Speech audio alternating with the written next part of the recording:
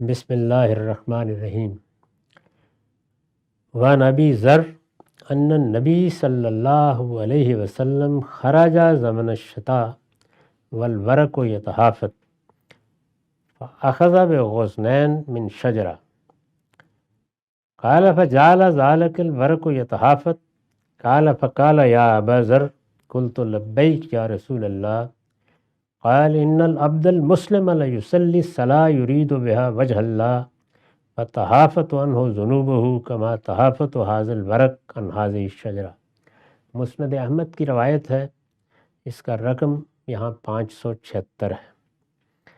ابو ذر غفاری روایت کر رہے ہیں، کہتے ہیں کہ رسول اللہ صلی اللہ علیہ وسلم سردی کے موسم میں گھر سے نکلے، اور سردی کے موسم میں جیسے خزاں میں ہوتا ہے پتے گر رہے تھے، باہر نکلے تو کچھ درخت کی شاخیں بھی گری پڑی تھیں، 2 شاخیں آپ نے اٹھا لیں ہاتھ میں، جیسے چلتے چلتے آدمی اٹھا لیتا ہے۔ جب اٹھائیں تو یہ کہتے ہیں کہ کیونکہ سردی کا موسم تھا، خزاں کی وجہ سے ان شاخوں کے پتے جھڑ کے نیچے گر پڑے، جیسے ہی شاخیں اٹھائیں تو پتے گر پڑے۔ رسول اللہ نے فرمایا، ابو ذر، میں نے کہا یا رسول اللہ حاضر ہوں۔ آپ نے فرمایا، بندہ مومن جب نماز کا اہتمام کرتا ہے اور اس نماز میں اس کے پیش نظر صرف اللہ کی خوشنودی ہوتی، یعنی وہ اپنے پروردگار کی بارگاہ میں حاضر ہوتا ہے، ظاہر ہے اپنی مصروفیات چھوڑ کر، اپنی مشغولیتوں سے ہاتھ اٹھا کے وہ اپنے پروردگار کی حاضری کے لیے آ جاتا ہے، تو جو اس نے گناہ کیے ہوتے ہیں وہ اسی طرح جھڑ جاتے ہیں۔ یعنی گویا آپ نے ایک مثال سے واضح کیا اس کو، کہ جیسے میرے ہاتھ میں یہ 2 ٹہنیاں پکڑی ہوئی ہیں، ان سے پتے جھڑ گئے ہیں، ایسے ہی جھڑ جاتے ہیں۔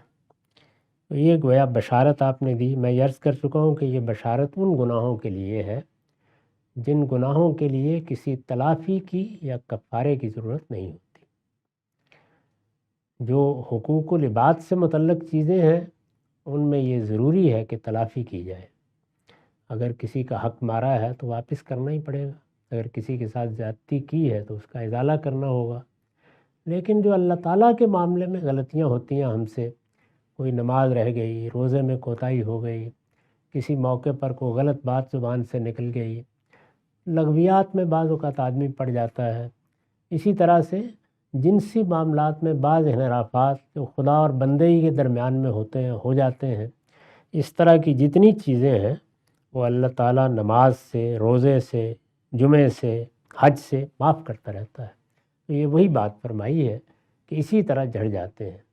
یہ بندہ مومن کے لیے بڑی بشارت ہے کہ اس میں شبہ نہیں کہ آدمی کو گناہوں سے بچنا چاہیے، لیکن اگر کوئی کوتاہی ہو جاتی ہے، اور یہی صحیح بات ہے، یعنی بچنا ہے، اپنی طرف سے پوری کوشش کرنی ہے، پھر کوئی کوتاہی ہو گئی، یہی گناہ ہوتے ہیں جو سرکشی کے گناہ نہیں ہیں۔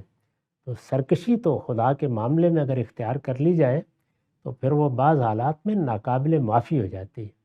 یہ وہ گناہ ہیں جو بندہ مومن سے ہو جاتے ہیں، اور پھر اس کے ساتھ ندامت بھی ہوتی ہے، توبہ بھی ہوتی ہے، رجوع بھی ہوتا ہے، آنکھوں سے آنسو بہہ نکلتے ہیں، بندہ مومن کو پچھتاوا بھی ہوتا ہے، وہ اپنی اصلاح کے لیے بھی تیار ہوتا ہے۔ اس طرح کے گناہ نماز سے معاف ہو جاتے ہیں۔ وعن زید بن خالد الجہلی قال قال رسول اللہ صلی اللہ علیہ وسلم من صلی سجدتین لا یسوء فیہما غفر اللہ ما تقدم من ذنبہ۔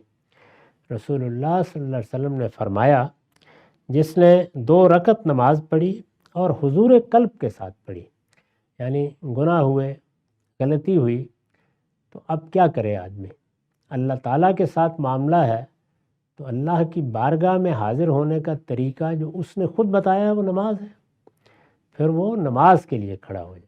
تو فرمایا کہ اس کو چاہیے کہ پھر وہ 2 رکعت نماز پڑھے اور حضور قلب کے ساتھ پڑھے۔ یعنی نماز ہم پڑھتے ہیں اللہ کے حضور میں حاضری کے احساس کے ساتھ، کبھی اس میں دل لگا ہوتا ہے، کبھی نہیں لگا ہوتا، کبھی اسی طریقے سے مشغولیتوں مصروفیتوں میں وقت نکال کے سجدہ کر لیتے ہیں۔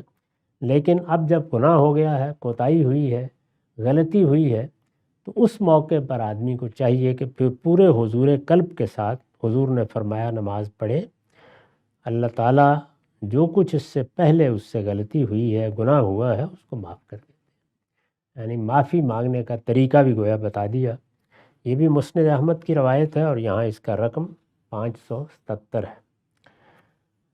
وعن عبداللہ ابن عمر ابن العاص عن النبی صلی اللہ علیہ وسلم انه ذکر الصلاة یوما فقال من حافظ علیہ کانت له نورا وبرہانا ونجاتا یوم القیامہ ومن لم يحافظ علیہ لم تکن له نورا ولا برہانا ولا نجات وکان یوم القیامة ما قارون وفرعون وحامان وابی بن خلف۔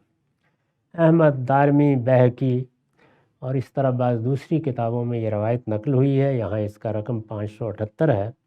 عبداللہ بن عمر بن عاص بیان کرتے ہیں کہ رسول اللہ نے فرمایا، اور یہ کہتے ہیں کہ آپ نماز ہی کے بارے میں ایک دن کچھ گفتگو کر رہے تھے، نماز کی اہمیت، نماز کی طرف ترغیب، اسی سلسلے کی گفتگو ہو رہی تھی۔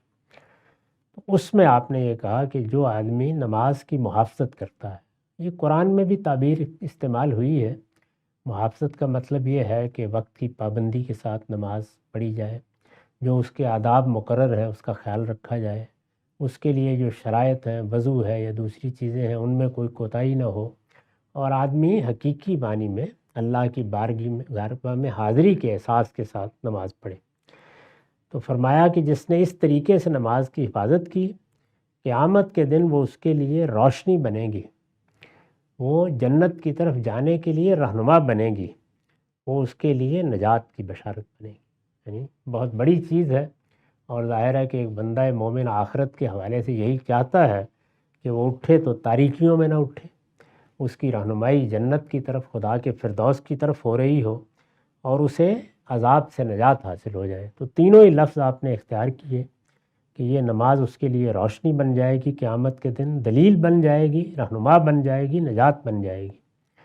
اور جس نے اس کی محافظت نہیں کی مطلب یہ ہے کہ چھوڑ دیا اس کو، اور اس کے بعد استکبار کے ساتھ زندگی بسر کی کہ یہ کیا چیز ہے۔ جیسے کہ عام طور پر لوگ نماز کے بارے میں خیال کر لیتے ہیں، یعنی باقی سب اخلاقیات پر بہت درس ہوگا، اور آدمی پوچھے کہ بھئی اخلاقیات کیا ہے، اخلاقیات کی حقیقت کیا ہے؟ دوسروں کے حقوق کو انصاف کے ساتھ ادا کرنا، بلکہ اپنی طرف سے احسان کا رویہ اختیار کرنا، یہی اخلاقیات ہے۔ تو یہ دوسرے کون ہیں؟ ماں، باپ، اعزاء، اقربا۔ ظاہر ہے کہ جب تم نماز کا اہتمام کرنے کے لیے تیار نہیں ہو تو اس کا مطلب یہ ہے کہ اخلاقی شعور اتنا پست ہے، مورل سینس اتنی پست ہے کہ سب سے بڑے رشتے کو فراموش کیے ہوئے۔ یعنی سب سے بڑا رشتہ جس کا اخلاقی حق یہ تھا کہ اس کے سامنے آدمی حاضر ہو، وہ تو تمہارے پروردگار کا رشتہ تھا۔